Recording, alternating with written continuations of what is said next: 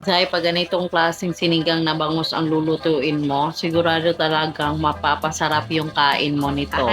Time sad day kay murag maapiki man ta aning style ni day, murag magbinisdak ra ko diring dapita day no kay mahirapan man magtagalog si Inday. O sige, intro sa ta diri day. A day in my life as a babae na feeling kusinera diri sa mua. For today's video day, bitaw day o magluto ta og sinigang na bangus day with overload na kamatis day. So mo na to siya mga day no, mo na tong isa day, butangan day na to og water diha day. So isunod day na to na ato ang mga bangus day. Syempre gikan na og palengke day, lain pong gikan na sa inyo ang balay day.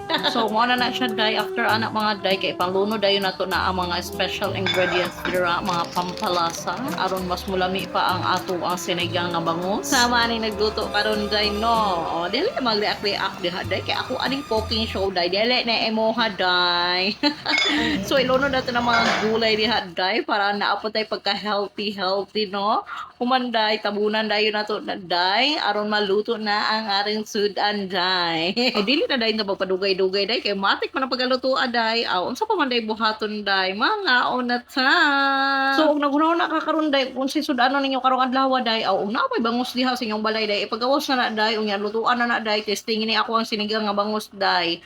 Di bag makaingon jud kag lamia ani oy asa pambahaw bi.